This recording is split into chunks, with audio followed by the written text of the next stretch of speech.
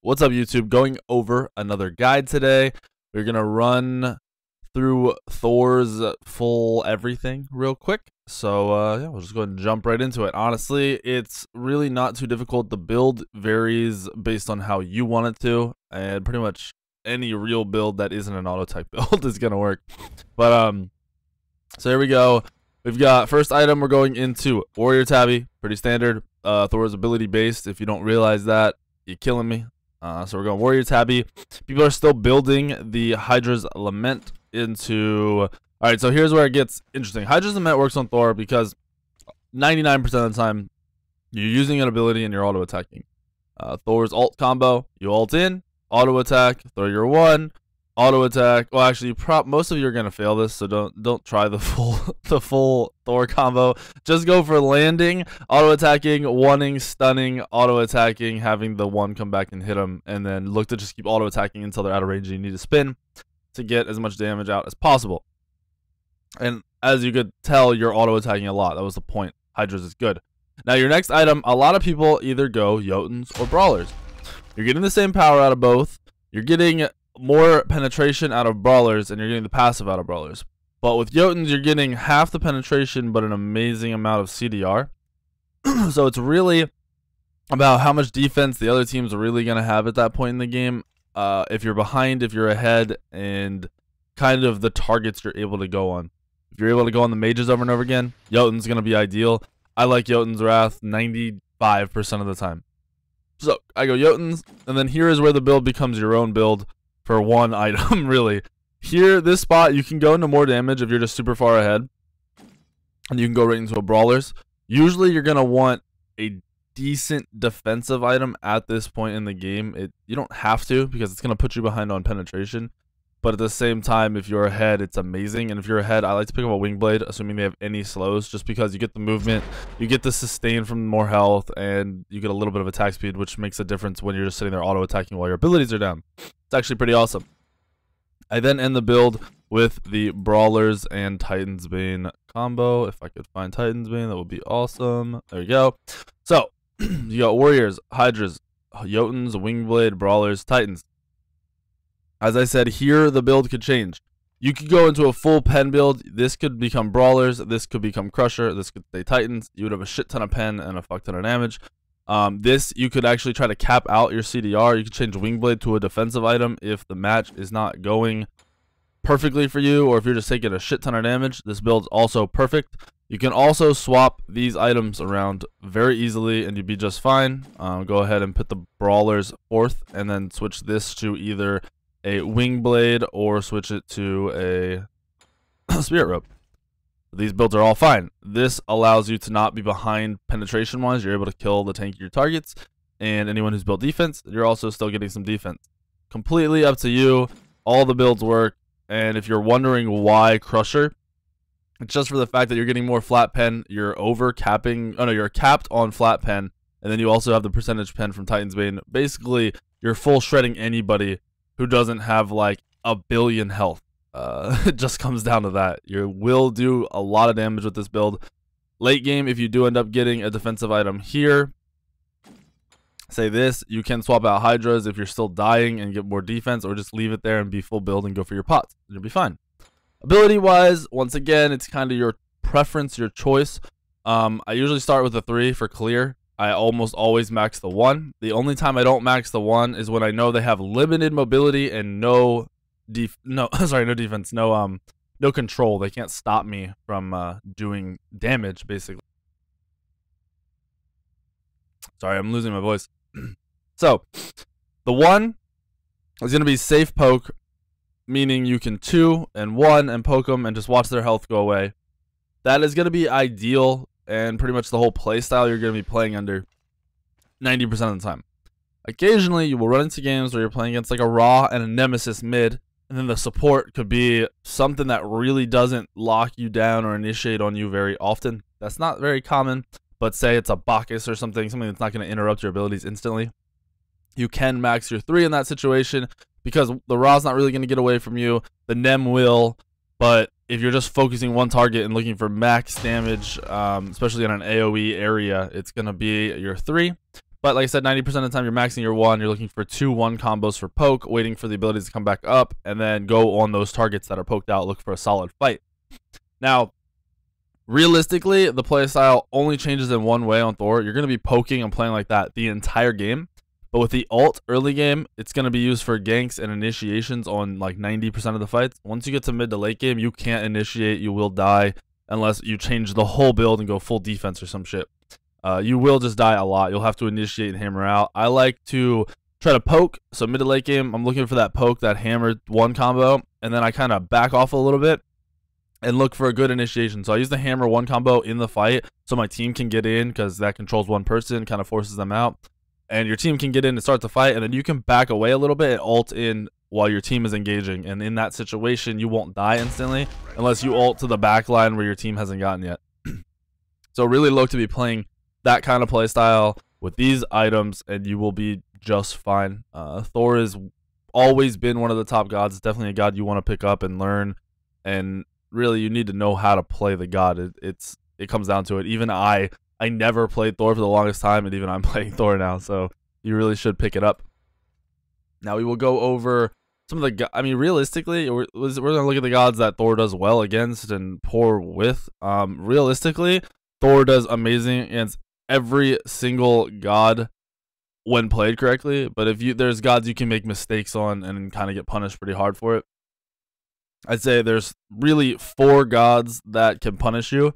One of them I would consider a harder counter, but it's not a good god anymore. So we'll jump into that. You've got Mercury. Mercury really should get dumpstered by Thor, at least until late game, because Thor is going to have the advantage of early game damage, early game poke. As long as you're not missing your hammer stun combos and putting yourself out of position as fuck, or like ulting into a fight with no hammer up, you should be just fine. Really, you want to try to not let Mercury interrupt your 3 with his toss, and you also want to try to not get caught with your 1 down. So make sure you're poking with your team behind you if you're ever doing anything. In mid lane, don't waste your hammer if your team's not with you. If the support and jungle and mid are all clearing the mid wave on the other team and you walk up and hammer throw, you're probably going to fucking die, or at least have to use your beads, which is something you just don't waste your hammer. Don't waste it. There's no point. Don't be caught out with your hammer down. The next god that I don't like playing Thor versus, or basically I take a little more care while playing against, is Ninja. The stun on the spin kind of fucks you. The stun on the hammer throw, which is the really bad part. If you stun hammer combo and miss your stun, or don't get the poke off, or your team isn't behind you, as soon as your hammer's out, that Ninja can go right on you. And all that person has to do is stun you and auto attack you for fucking ever. Because gonna have a heal, gonna have crits more than likely, and gonna have the ability to take you up in the air with the ults, and you're pretty fucked. You're fucked. Next would be Nemesis. I don't like Nemesis. I like I personally like playing Nemesis into Thor. Most people are kind of 50-50 on the matchup. Once again, Hammer's caught, or not Hammer. Thor is caught with his hammer down. Nemesis ults, and that Thor is probably dead, or he's gonna have to ult out instantly. Very rarely is that Thor going to live unless he has some amazing wall with his team behind you. So, I got the hiccups again. So that will be the third one. And then our fourth one is Thanatos. Thanatos is not good in this meta right now, but Thanatos hard counters Thor in my opinion. You've got a silence for the spin. You've got a 1 to counteract the poke damage. So say Thor hammer 1 stun combo. Hammer and 1. I can't talk today. Thor stun and hammer combos you. Thanatos hits you with a scythe. Thanatos gets his health back. Thor gets his health gone. And then you silence the spin, and Thor's only got auto attacks. If Thor ults, you can also ult. You can use your ult to counter Thor ults. I'd say Thanatos is one of the only hard counters to Thor in the game right now. That's just that's from my experience. I used to play Thanatos into Thor all the time. Just Thanatos isn't that great right now in the meta versus other gods. Thanatos kind of struggles. So those are your assassin matchups. Warrior matchups, you should be fine against all of them. All of them should be fine. Maybe watch out for Erlang Shen because he can cripple your hammer throw and then you're kind of fucked. But all the other ones, as long as you don't waste your hammer and fuck up, you'll be fine. Guardian-wise, nothing I'm too worried about as Thor. I like to play Thor in a sub-back because you can't get knocked back while you're spinning. I don't mind playing Thor into Athena or Bacchus or any of the gods that can't really heal. With Sylvanas, it's a little bit harder to play that poke game. You're usually looking for harder full engages. And that's going to be it for Guardians. Same with, I'll jump back to Warriors real quick. So I was talking about healing on Sylvanas and the fact that they can kind of heal up your poke. Guan's the same way. So the actual matchup and you killing Guan isn't the problem. It's you looking to poke and Guan just healing it all up is something you really have to watch for. Make sure you do have a brawlers and your team has anti-healing, and you're getting that on the target so they aren't getting full fucking health back with their little bit of sustain from Sylvanas or Guan. And you'll be okay, but it is a little bit more annoying. Healers, not healers, mage-wise, all the mages should be fine. Nox is probably your one true hard counter because the second you land, Nox can silence you and stop you from doing any damage on top of whatever target you landed on. So it's a little bit more difficult. Nox also has a lot of mobility, has the ability to root cripple you, and you can get fucked pretty hard with that good Nox. You're not going to run into many of those at all, so you should be fine, honestly. Shouldn't have too much difficulty at all. As I was saying, watch out for healers, but Ra's a pretty easy target for you to kill. Low mobility, easy to lock down, easy to ult on, easy to wall off from his team. Not too difficult for you.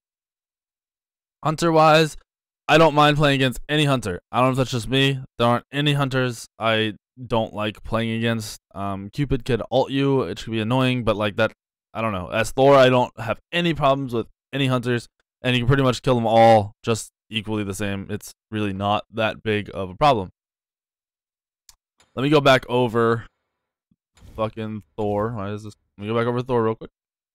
So we didn't talk about relics. The relics on Thor are different, but almost always the same every game. I always start with purification beads. Very rarely is it gonna be better to have, say, an Aegis or a Sanctuary, whatever the fuck it's called. And Blink is kind of a trolly thing you can do every once in a while for fun. But realistically, you're more than likely going to go beads first, and then you're going to decide whether you need more defense, which would be a Sanctuary as your other active, or whether you're going to need teleport. Now, teleport comes into play when you're in fights a lot. You'll notice this through the first 12 levels of the game. You can easily pay attention to this. If you're ever sitting there at 30% health and you kind of want to go back into a fight, but you know you need to back because, say, they're all at half, but you're at 30 and your team's still fighting. If that happens consistently, you probably want fucking teleport. If you're engaging into fights, doing a little bit of damage, and then getting out and you're not dying, you're just pretty low, a little too low to go back in, get teleport, because teleport is going to be able to get you back into that fight. The second you get low and you walk out, you just start backing, teleport right back in, and you're still good to fight. If your fight goes well, you can split push with it. If your team is losing, you can use it to stay on one side of the map and then get to them on the other. It's just a good tool when you're not getting blown the fuck up. So make sure teleport is picked up as one of those actives when you're not just insta-dying all the time. Because if you are, it's worthless. If you aren't, then it kind of makes you control the game a whole lot better. Now to jump back to our gods, I was asked to do kind of combos, like who you want to play with as a Thor, maybe mainly mid combos in my eyes. And realistically, you can play Thor with every single mage that's played in the mid lane. Scylla, just call your stuns, call your ults. Same with Thoth, same with Ra. You're going to be able to combo off your shit. I like Nox with Thor. I think Nox does amazing with Thor. Janus is good, but Janus to me is one of those not so much combo gods. Janus just kind of does his own thing, and he's around obviously the team, but it's not all based off of what you as Thor do. So realistically, you don't need to worry about too much. Even with Zeus, or when people play gods like Anubis with low mobility, you can help control the other team and keep them off of your teammate. So really, Thor is going to be one of those few assassins that does well with every single mage, and you never have to worry about your 2v2 fights. Granted, it's always nicer that your mid lane has some clear, so you don't have to do it on Thor. It's a little bit more difficult until you get later into the game. So we went over build, we went over matchups, good and bad. We went over the abilities, we went over playstyle, we went over relics. I really don't think I'm missing anything, but I probably am. Hopefully this helps you out a little bit with Thor. I know when I was learning Thor, these are kind of the first things I looked at. It seems easy. Thor seems like an easy god, but the playstyle is something you definitely have to adapt to. It's nothing like any other jungler, in my opinion. It's a whole lot more. I'd say it's similar to Mercury almost. A whole lot more similar to Mercury than probably anyone else. But Mercury relies on crits, and Thor always does crazy poke damage. So it's a little bit more consistent. So hopefully this guide helps you guys. Hopefully you kind of implement this shit into your play. in the gameplay today, you will see a Hydra's on me because I've been building it more to see if I maybe like playing with it again. We're gonna find out once we get into the world's play.